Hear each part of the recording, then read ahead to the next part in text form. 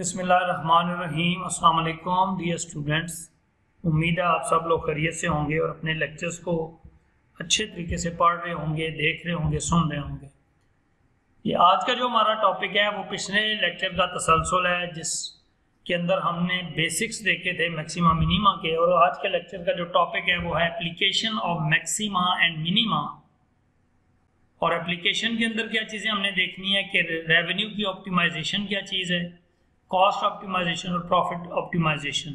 तो ये उन फंक्शंस के ऊपर हम अप्लाई करेंगे। तो इस मेन टॉपिक पे जाने से पहले हम देखते हैं कि हमने लास्ट लेक्चर में क्या पढ़ा था। लास्ट लेक्चर में हमारी सबसे पहली जो चीज़ थी वो ये थी कि हमारे पास ये रिलेटिव मैक्सिमा और रिलेटिव मिनिमा से क्या मुराद है। रिलेटिव मैक्सिमा और रिलेटिव मिनिमा से क्या मुराद है ये हमने लास्ट लेक्चर में देखा था। रिलेटिव से मुराद होती है कि जब भी हम रिलेटिव का नाम लेते हैं तो हमारा इससे मतलब होता है कि हम किसी चीज़ को विद रिस्पेक्ट टू किसी अदर चीज़ के कंपेयर कर रहे हैं। और उसमें मैंने आपको मिसाल दी थी कि अगर हम किसी एक ख़ास रेंज ऑफ वैल्यूज़ के अंदर रह के कंपैरिजन करें तो उसमें हमें जो मैक्सिमम और मिनिमम वैल्यूज़ मिलती हैं वो रिलेटिव होंगी। मिसाल के तौर पे अगर मैंने कहा था कि हम पाकिस्तान का जो पहाड़ी सिलसिला है सिर्फ उसको जहन में रख के बात करें और बाकी पूरी दुनिया को छोड़ दें, तो उस रेंज के अंदर जो हमें मैक्सिमम पीक मिलती है, हाइट मिलती है, वो मिलती है K2 की। K2 जो है वो रिलेटिव मैक्सिमा है, ठीक है। या इस रेंज में जो सबसे छोटी पहाड़ी मिलेगी वो रिलेटिव मिनिमा होगी। लेकिन अगर हम इसको ग्लोबली देखेंगे, पूरी दुनिया में जो सबसे ऊंची पहाड़ी है वो K2 नहीं है बल्कि माउंट एवरेस्ट है, तो वो फिर एब्सोल्यूट का कॉन्सेप्ट वहाँ पे आ जाता है। ये हमने पिछले उसमें बात की थी। फिर हमने पढ़ा था कि first and second derivative test for relative minima और मैक्सिमा के जो फर्स्ट और सेकंड जो डेरिवेटिव होता है टेस्ट वो हमने पढ़ा था, ठीक है। कि आपने जब भी इसको देखना है, पहले तो हमने क्रिटिकल पॉइंट फाइंड करना है, तो हम फर्स्ट डेरिवेटिव लेंगे, उसको इक्वल टू 0 करके वहाँ से एक वैल्यू आएगी, फिर उस वैल्यू को हमने एक साइड पर रखना है। उसके बाद हम जब नेचर देखेंगे कि ये मैक्सिमा है या मिनिमा है, तो उसके लिए हमने उस फंक्शन को सेकेंड डेरिवेटिव लेना होता है और उस डेरिवेटिव के अंदर ये वैल्यू पुट करके तो फिर हम चेक करते थे। अगर सेकेंड डेरिवेटिव लेस देन 0 होता तो हम कहते थे कि इस फंक्शन की नेचर मैक्सिमा है इस पॉइंट पे, और अगर वो ग्रेटर देन 0 होता तो हम कहते थे इस पॉइंट पे इसकी नेचर मिनिमा है। और फिर अगर वो 0 होता था तो हम कहते थे इसकी नेचर ना मैक्सिमा है ना मिनिमा है, बल्कि यहाँ पे पॉइंट ऑफ इन्फ्लेक्शन एग्जिस्ट करता है। तो अकॉर्डिंगली फिर जहाँ मिनिमा होता था वहाँ पे फंक्शन की वैल्यू मिनिमम आ जाती थी, जहाँ मैक्सिमा होता था वहाँ फंक्शन की वैल्यू मैक्सिमम आ जाती थी। तो ये चीज़ें हमने की थी। फिर हायर डेरिवेटिव टेस्ट गो के एंड पे हमने नहीं किया था, लेकिन वो बुक में कॉन्सेप्ट मौजूद है कि अगर आपका सेकंड डेरिवेटिव भी रिजल्ट ना दे, जैसा कि वो 0 दे रहा था, तो उससे आगे फिर हम थर्ड डेरिवेटिव और वो चीज़ें लेते हैं। तो वो चूँकि एप्लीकेशन वाइज आगे नहीं थी इसलिए हमने उनको डिटेल में नहीं देखा। आज के लेक्चर में हमने क्या देखना है, एक तो देखना है कि एप्लीकेशन ऑफ मैक्सिमा मिनिमा कहाँ कहाँ ये एप्लीकेशन होती है, इसकी अप्लाई होता है। फिर मैक्सिमाइजेशन ऑफ रेवेन्यू फंक्शन देखेंगे, मिनिमाइजेशन ऑफ कॉस्ट फंक्शन देखेंगे, फिर मैक्सिमाइजेशन ऑफ प्रॉफिट फंक्शन देखेंगे। फिर एक चीज़ देखेंगे marginal approach of profit maximisation, कि प्रॉफिट की मैक्सिमाइजेशन के लिए एक मार्जिनल अप्रोच होती है इकोनॉमिक्स की, वो हम स्टडी करेंगे। तो अब हम वन बाई वन इन चीज़ों को देखते हैं। सबसे पहले हम देखते हैं कि एप्लीकेशन ऑफ मैक्सिमा और मिनिमा रियल लाइफ में कहाँ कहाँ और कैसे अप्लाई होती है।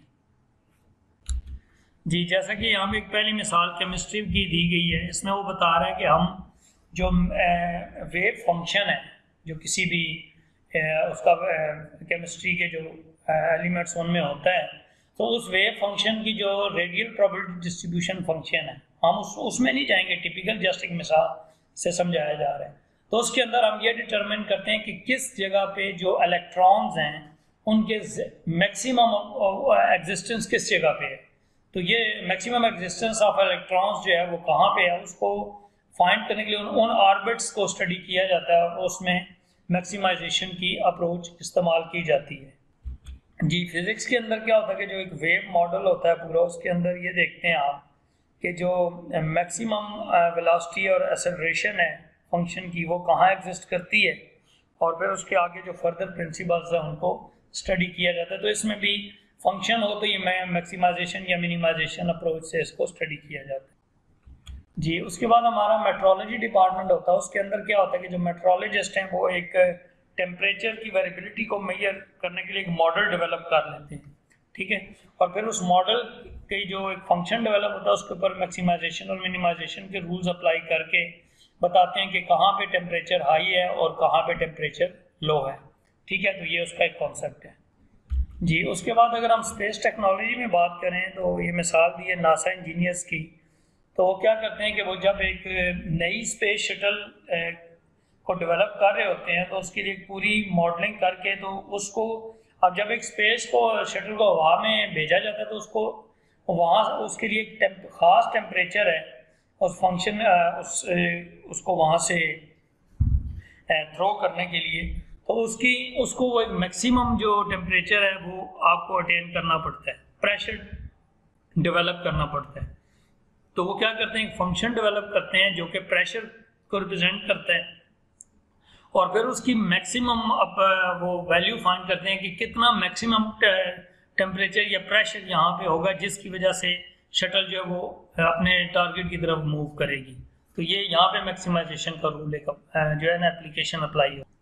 और दी मोस्ट इम्पॉर्टेंट जैसा कि अभी होने वाला है कि इन इकोनॉमिक्स मैक्सिमा और मिनिमा की जो अप्रोच है वो यूज़ होती है कि प्रॉफिट कहाँ पे मैक्सिमम होगा, रेवेन्यू एफिशिएंसी हो गई, मिनिमम कॉस्ट कहाँ पे आती है।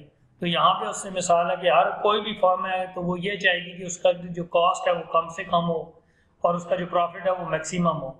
तो इन रिजल्ट जब कॉस्ट मिनिमम होती है और प्रॉफिट मैक्सिमम की तरफ जाता है तो इन रिजल्ट हमारे पास प्रॉफिट मैक्सिमा जो है ना रेवेन्यू मैक्सिमाइजेशन का कॉन्सेप्ट सामने आता है। तो ये सारी इसका मतलब इकोनॉमिक्स के अंदर जो है वो आपका मैक्सिमाइजेशन और मिनिमाइजेशन की जो है ना वो बहुत वास्ट किस्म की एप्लीकेशन मौजूद है जो कि आज के लेक्चर में भी आप देखेंगे।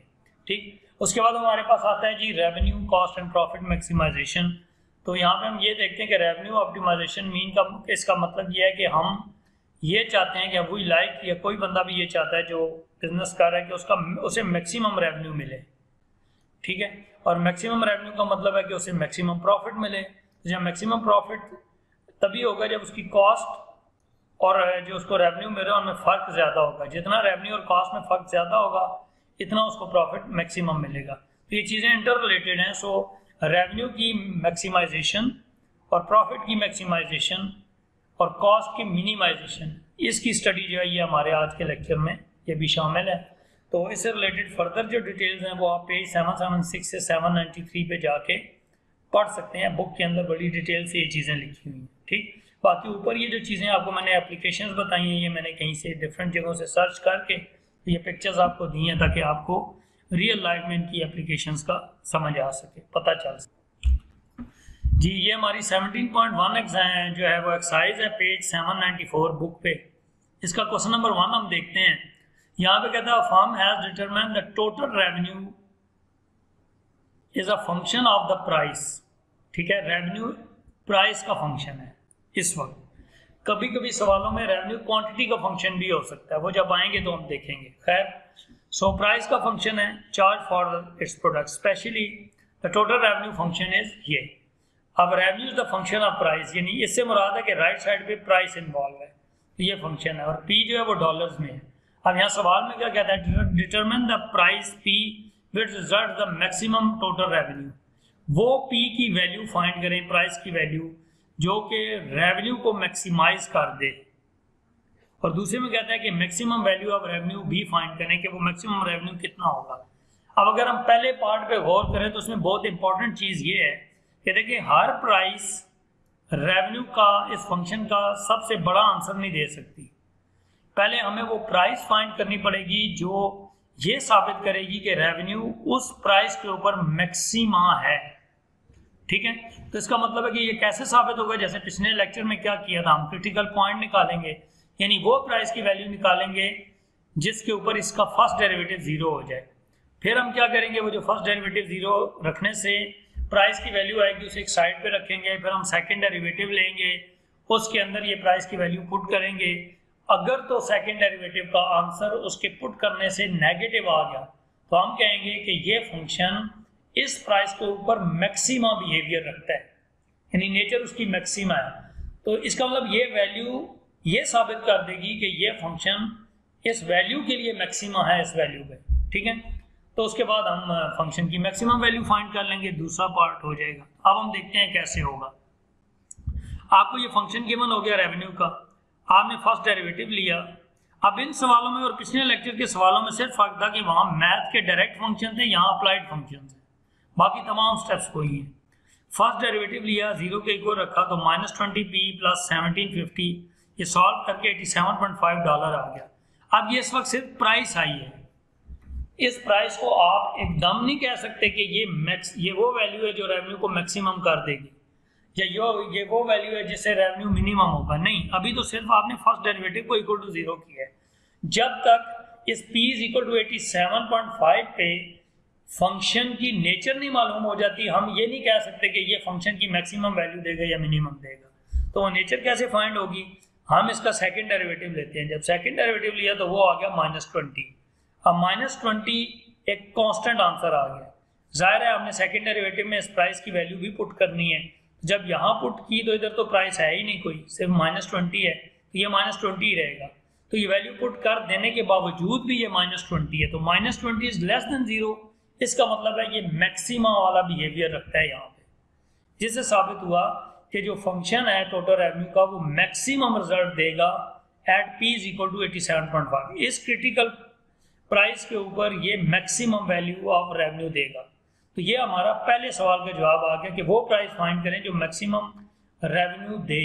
अभी हमने रेवेन्यू फाइंड नहीं किया, बस ये वो प्राइस है जो मैक्सिमम रेवेन्यू देगी, और ये साबित किसने किया? सेकंड डेरिवेटिव के टेस्ट में। उसके बाद हमारे पास आ जाता है मैक्सिमम टोटल रेवेन्यू। हमने ये जो वैल्यू निकाली हुई है इसको फंक्शन में पुट कर दें, और आप देखेंगे ये पुट करने से हमारे पास ये वाला आंसर आ गया। और इसके मैक्सिमम साबित क्यों है? ये क्यों मैक्सिमम आंसर है? क्योंकि इस वैल्यू ने साबित किया है कि इसके ऊपर फंक्शन का बिहेवियर मैक्सिमम है।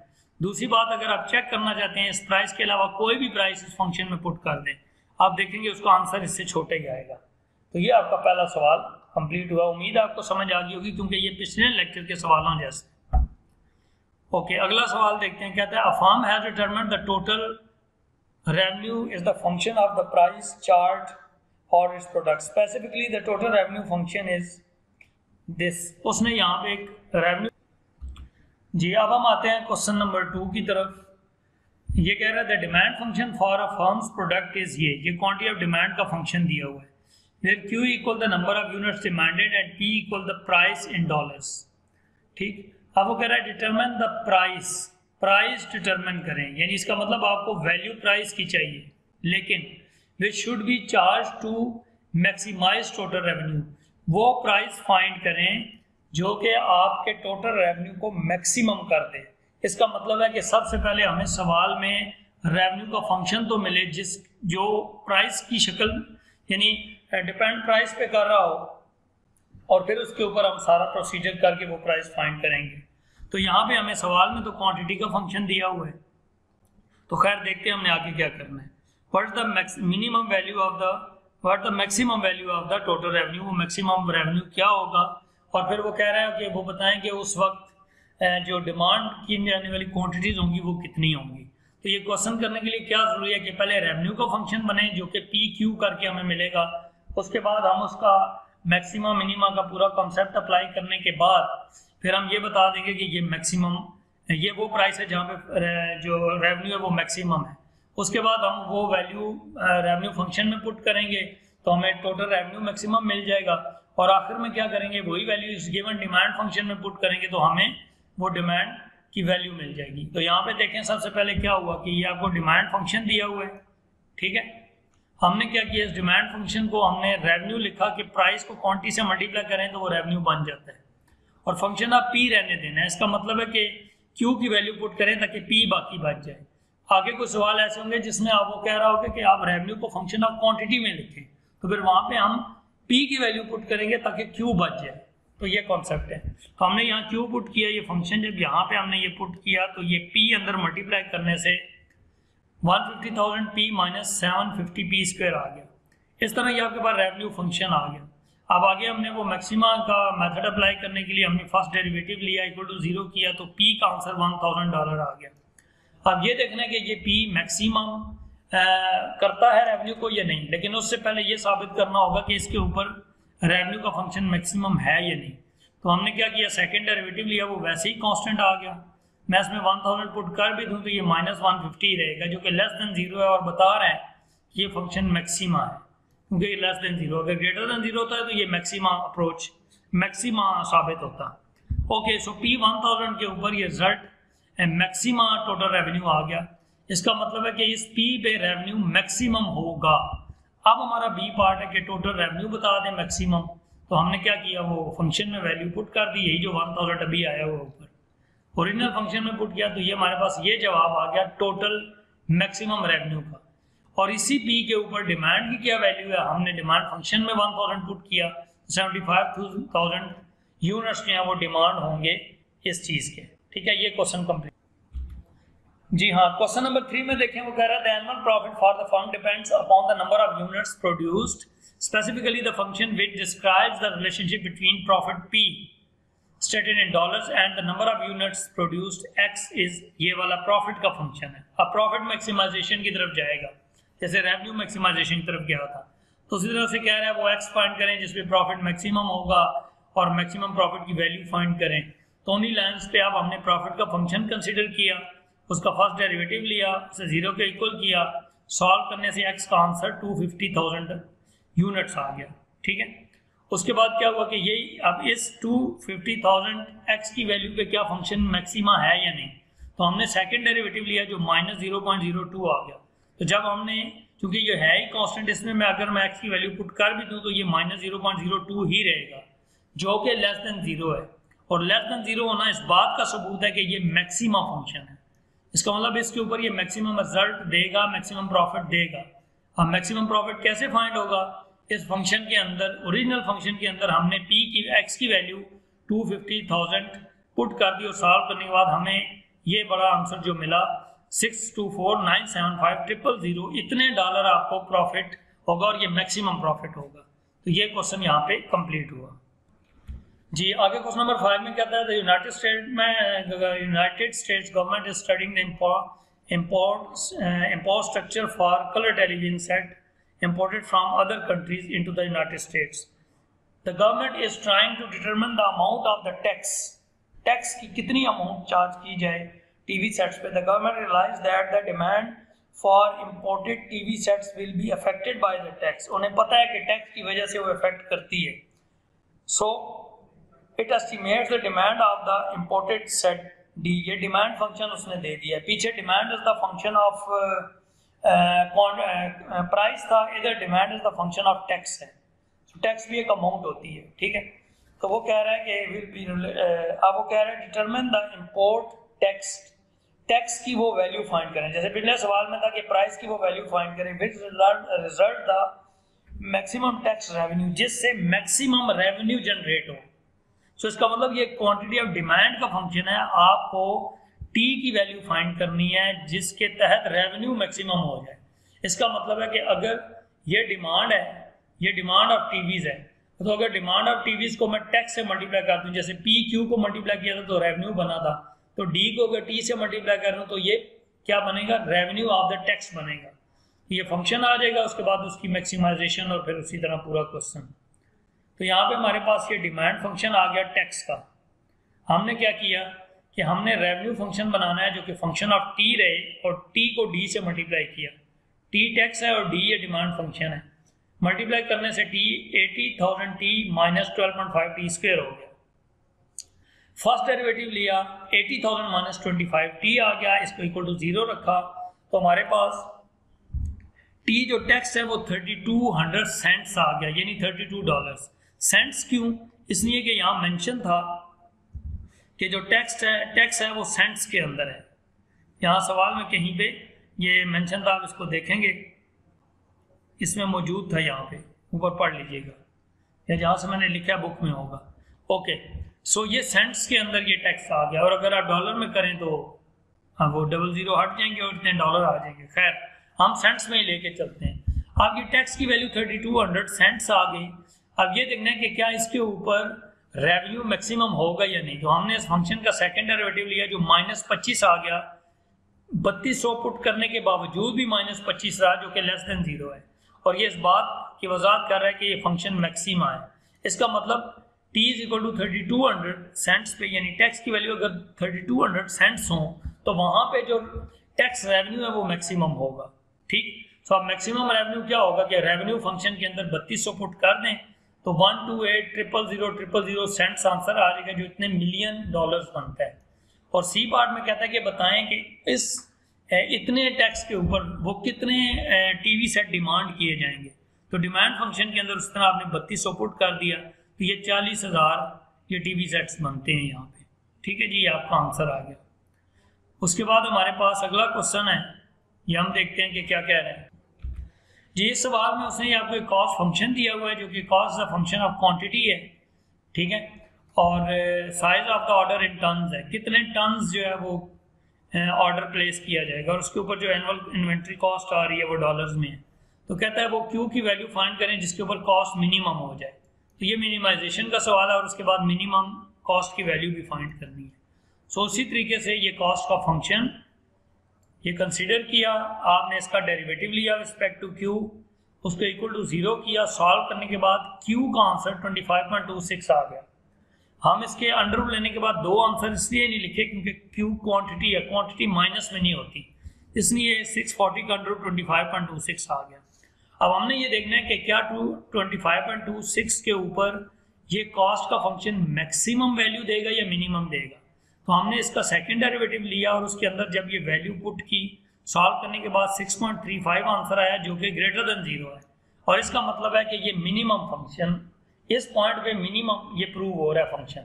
तो जब मिनिमम प्रूव हो रहा है तो इसका मतलब अगले पार्ट में हमने मिनिमम इन्वेंट्री कॉस्ट कैसे निकाली कि यही वैल्यू जो आई है 25.26, इसको ओरिजिनल फंक्शन में पुट करके जब हमने सॉल्व किया तो हमें 754.025 डॉलर्स जो है वो कॉस्ट पड़ी। ये मिनिमम कॉस्ट है, इससे कम नहीं हो सकती। ठीक है जनाब, ये आपका क्वेश्चन यहाँ पे कंप्लीट जी। ये क्वेश्चन नंबर 13 जो है ये प्रॉफिट मैक्सिमाइजेशन का क्वेश्चन है। ये पीछे आप एक क्वेश्चन कर चुके हैं, उसी अंदाज में है, ये आप देख लीजिएगा। उसके बाद क्वेश्चन नंबर 15 है, ये कंपनी के पास एक क्वांटिटी का फंक्शन है, क्वांटिटी ऑफ डिमांड का, और एक आगे कॉस्ट का फंक्शन है। ये दो फंक्शन आप दिए हुए हैं, कॉस्ट और क्वांटिटी ऑफ डिमांड और कॉस्ट।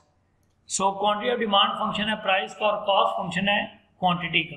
ठीक है, वो कह रहा है कि वो क्वांटिटी बताएं कि जिसके ऊपर मैक्सिमम एनुअल प्रॉफिट जो है मैक्सिमाइज होगा।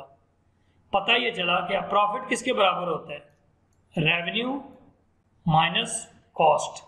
अब देखें कॉस्ट जो है वो डिपेंड कर रहा है क्यू पे, जबकि क्वांटिटी ऑफ डिमांड डिपेंड कर रहा है प्राइस पे। तो अगर मैंने इधर ही पी क्यू कर दिया ना तो मेरे पास revenue is the function of price आ जाएगा। तो रेवेन्यू में प्राइस इन्वॉल्व होगी, कॉस्ट में क्वांटिटी इन्वॉल्व होगी, हम माइनस नहीं कर सकेंगे। तो इसलिए बेहतर है कि हम क्या करेंगे, हम यहाँ से पहले प्राइस का फंक्शन फाइंड करेंगे क्वांटिटी में से, ताकि उस प्राइस को मैं क्यू से मल्टीप्लाई करूँ तो मेरे पास प्राइस का function in term of Q आए।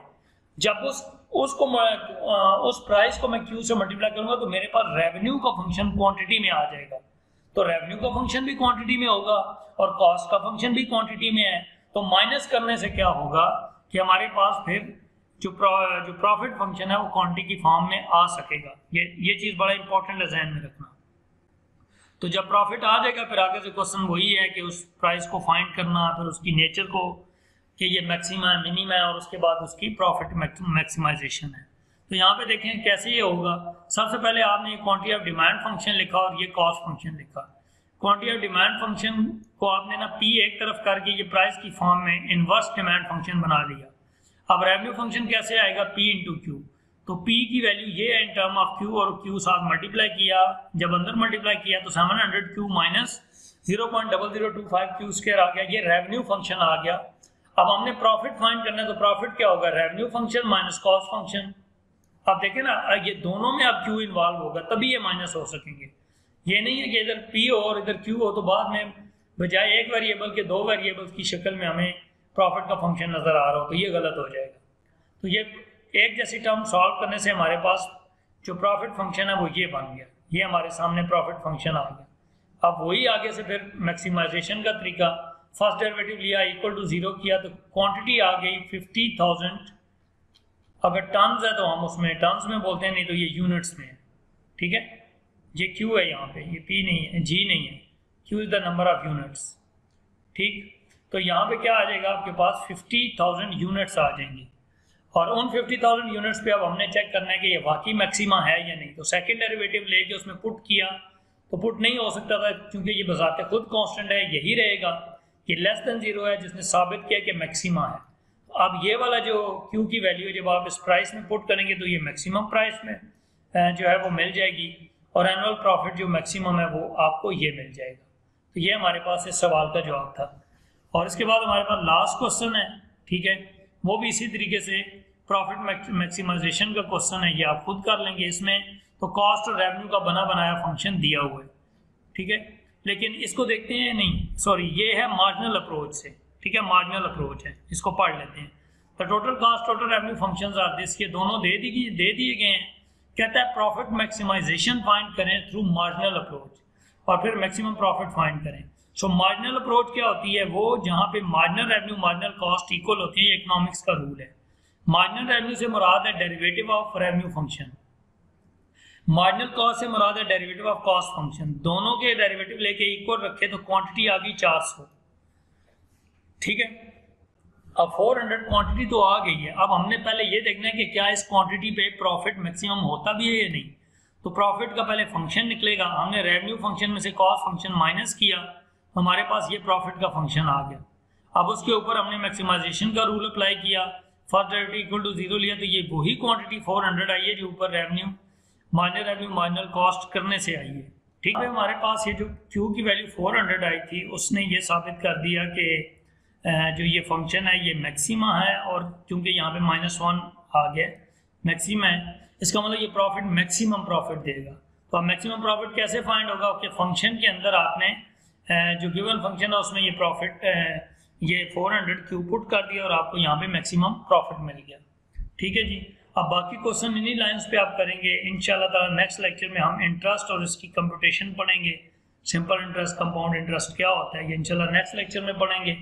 अच्छे तरीके से लेक्चर पढ़ें, इन सवालों को खुद करें ताकि बेहतर से बेहतर रिजल्ट आपके मिले। थैंक यू सो मच, अल्लाह हाफिज़।